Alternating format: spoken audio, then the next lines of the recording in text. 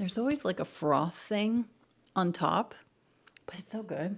Everything is turning into a musical, and I feel conflicted.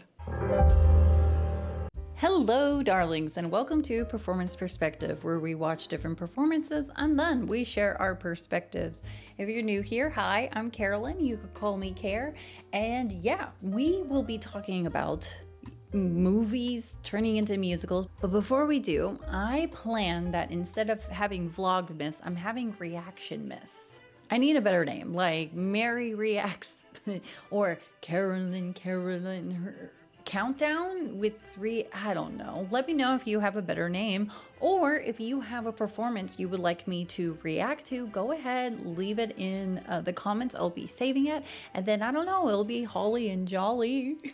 So let's embark on a contemplative journey through the trend of cinematic stories reborn on the stage. So an example is Legally Blonde, Shrek, Devil Wears Prada, Back to the Future, Death Becomes Her, Rocky? Okay, so I was having this heated chat with my husband months ago, and I was adamant that Rocky just wouldn't translate to a musical, like at all. Imagine my face when I Googled and boom, there it was. Rocky the Musical actually hit Broadway back in March 2014 at the Winter Garden Theater. I then stumbled across a tab asking if it was good, and it shouted back, "Rocky is a smash hit that shows no sign of slowing down." But here's the truth, it only lasted 6 months. Turns out the show, which should have been packing a punch, was barely making half of its weekly dough. It's like the stage version of our scrappy underdog just couldn't land the knockout it needed to stick around. In an age where originality is a rare commodity, the allure of adapting a familiar film into a musical is undeniable. The concept is straightforward. Take a beloved movie, infuse it with song, and watch the fans flock. So why do certain movies that turn into musicals achieve widespread success and longevity, while others falter despite having seemingly similar levels of popularity? On one side, the stage is a new realm where stories are reimagined and characters deepened and messages amplified through the power of music. Heathers and Hairspray remind us that transformative power of this medium.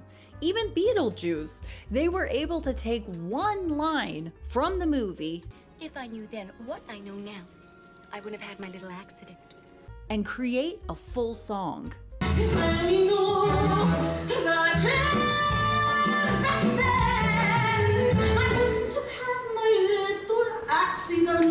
Yet on the other, we must ask ourselves, does the integrity of the original work fade when its narrative is bent to fit a melody? When I checked out the Pretty Woman musical, I was left scratching my head because I'm a total fan of the film.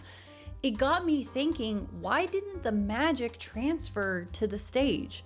The original movie was like a masterpiece in the making, you know? Gary Marshall was like a genius in disguise, throwing in lines on the fly, getting the cast to improvise, making up scenes in the moment. Remember the part where Richard Gere snaps the jewelry box on Julia Roberts' fingers?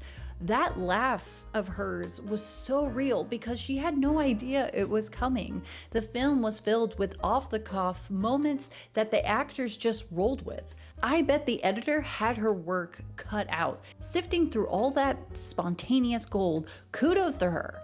Marshall might have been the king of creating those wild moments, but it was the editor who wove them into the iconic story we all love. They really don't make it like that anymore, do they?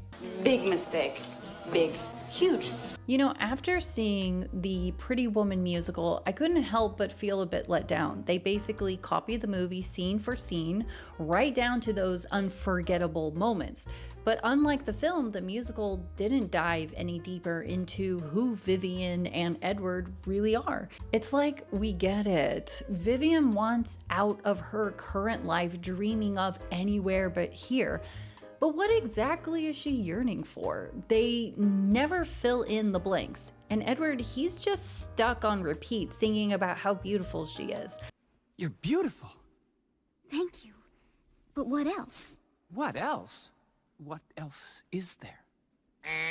I was there waiting for more, but they never really took it further. It was like a broken record that didn't tell us anything new, you know? Are we too hung up on the familiar, missing out on fresh and exciting stuff?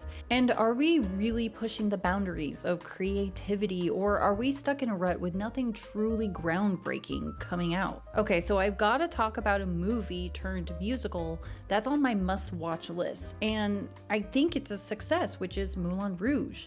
Oh my gosh, can you believe it's been since 2001 that film came out? It was basically a jukebox musical before that was even a thing. It was such a headache back then because the movie had to buy the rights for multiple songs. It had all sorts of tunes, from pop hits Now you're in the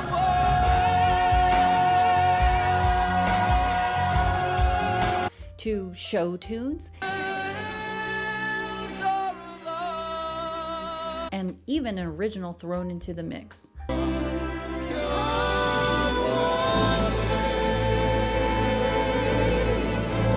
Now, with the musical version, they've shaken things up again, picking songs that give us a whole new levels of feels.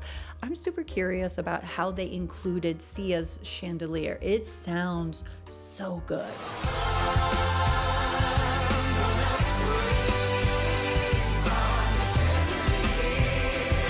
I mean, in the movie, the songs were just songs, right?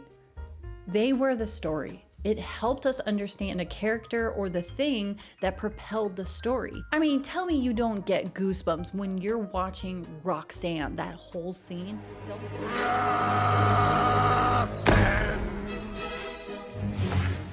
Don't lie.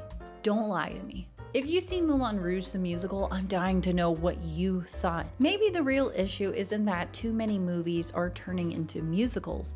It's more about which movies get the treatment and the reasons behind the choices. It's all about striking the right balance, respecting the original while showcasing new creative flair, and blending the drive for profit with the power of storytelling. I think that when you decide to make a movie into a musical, the first thing to ask yourself is what made that movie special? So when I think of Rocky, I think of it feeling realistic, being honest in those scenes, and of course those montages and the fact that there's a lot of action as far as the fighting.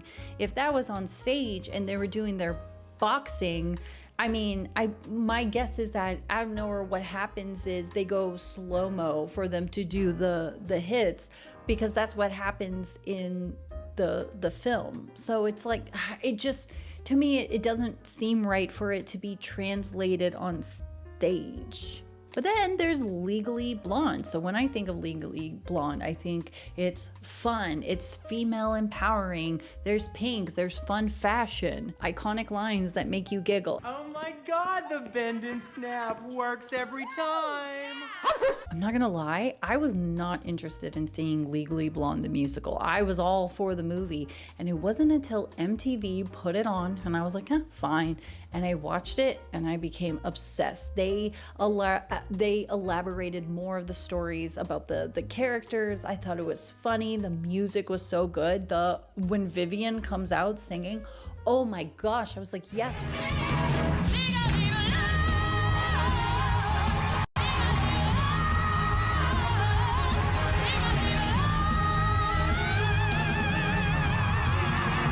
And of course, one of my favorite scenes is Whip Them Into Shape, and the choreography they did with that. Oh, so good. So here's the thing, if a movie's charm doesn't carry over to the stage, maybe it was always meant to just be a movie, you know? Like, I have a hunch that La La Land might miss the mark in theater land.